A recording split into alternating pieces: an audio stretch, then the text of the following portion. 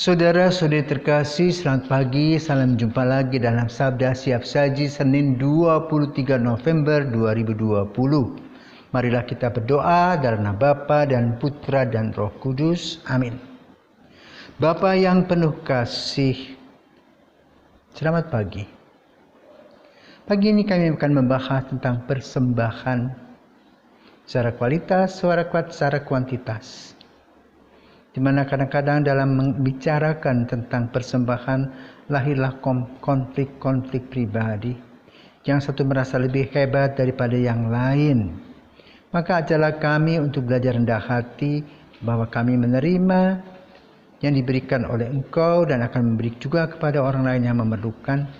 Sehingga kami boleh merasa puas dan bangga karena boleh membantu mereka dan membagi apa yang kami miliki.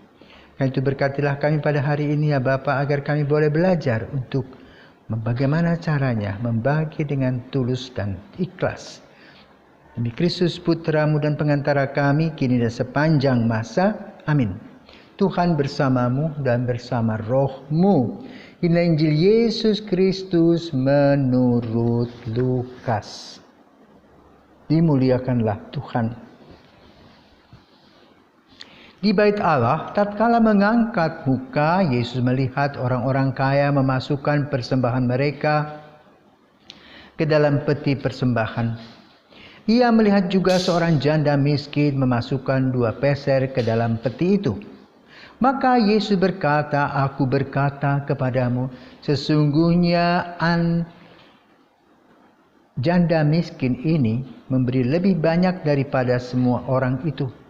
Sebab mereka semua memberikan persembahannya dan dari kelimpahannya, tetapi janda ini memberikan dari kekurangannya, bahkan ia memberikan seluruh nafkahnya."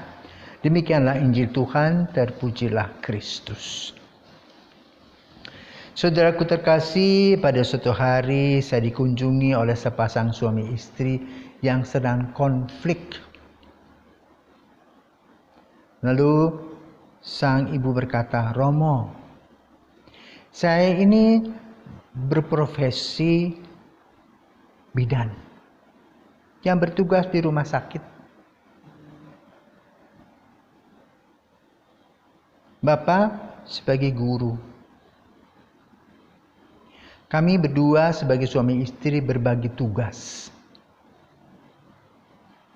Gaji Bapak dipakai untuk membeli rumah dan tanah. Sementara gajiku dipakai untuk makan bersama atau juga pakaian dan sebagainya. Setahun, 2 tahun, 10 tahun, biasa saja. Saling berbagi.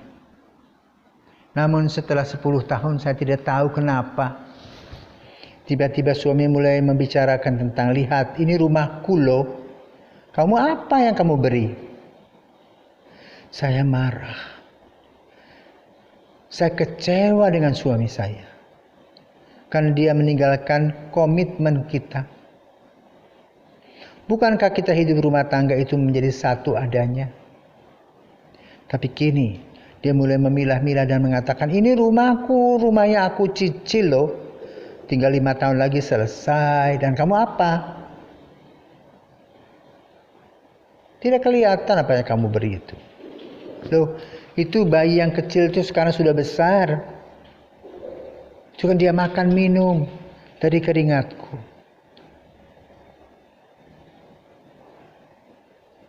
Lalu mau apa? Orang kembali mengatakan, "Puik, pokoknya puik. Gak mau ngomong saya seminggu." Bagaimana suami tidak adil mengatakan kepada saya bahwa saya tidak buat apa-apa, Romo? Aku tidak terima. Nah, saudaraku terkasih, hari ini Injil bicara tentang persembahan. Para ahli kitab, orang-orang kaya bangga sekali memberikan uangnya. Kalau perlu masukkan ke kotak yang kaca itu, masuk keluar kelihatan. Bangga. Seolah-olah dunia ini milik mereka. Tanpa pemberian mereka, dunia ini hancur lebur. Tapi Yesus tidak memuji mereka. Yesus memuji si janda miskin yang memberikan diri seutuhnya. Nah, ibu tahu enggak? Anak-anak tahu enggak apa yang ibu buat selama ini? Makan, minum, uang jajan, uang sekolah, semua dari gaji ibu.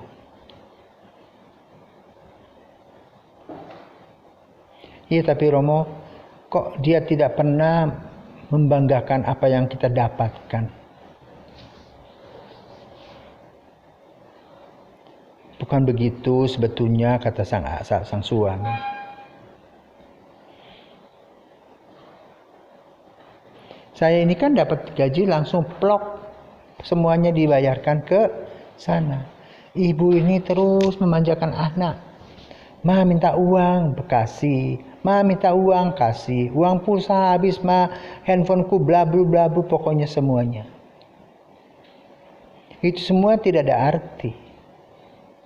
Maka kita memberi juga dengan satu program. Untuk apa? Apakah berdaya guna atau tidak? Atau menjadi kesia-siaan? Yesus menginginkan dari kita bahwa ketika kita memberi betul melahirkan kepuasan batin dan juga betul dirasakan oleh orang lain. Dan pemberian itu bukan pada kuantitas jumlah tetapi dari kualitas, dari ketulusan dan kepolosan hati. Di sanalah Yesus mengajarkan kepada kita. Bukan untuk berbangga diri, aku sudah memberi lebih hebat, bla bla bla blu blu blu, tidak. Tetapi kualitas pemberian itu, apakah betul aku dengan sukarela memberinya? Atau kita hanya ingin show supaya dipuji orang hebat? Itu tidak penting. Memberi tidak perlu mendapat pujian, tetapi memberi bisa menghasilkan. Seperti ibu, ya. Tadi ibu bisa memberi dan anak-anak sehat. Puji Tuhan harusnya. Maka marilah Bapak Ibu, tidak usah bertengkar lagi karena kalian sudah memberi dengan caranya masing-masing. Karena memberi harus juga mendapat kepuasan batin. Tapi dengan memberi kita tidak boleh juga merendahkan orang lain. Mari kita bersyukur untuk apa yang dapat kita berikan seberapapun. Tidak usah kita banding-bandingkan. Karena rezeki kita tidak sama. Tapi niat hati, inilah yang penting. Selamat selalu mempersembahkan, khususnya mempersembahkan diri kepada Tuhan senantiasa yang tidak terhitung jumlahnya. Semoga kita diberkati. Mari berdoa. Bapa, terima kasih untuk apa yang kami dapatkan selama ini, berkat secara jasmani, berkat secara rohani. Kami mohon berkat-Mu selanjutnya ya Bapa, agar kami sadar bahwa dengan memberi kami juga mendapatkan. Dengan memberi kami juga membantu diri sendiri dan juga orang lain dan mendapatkan kepuasan. Demi Kristus Putra-Mu dan pengantara kami kini dan sepanjang masa. Amin.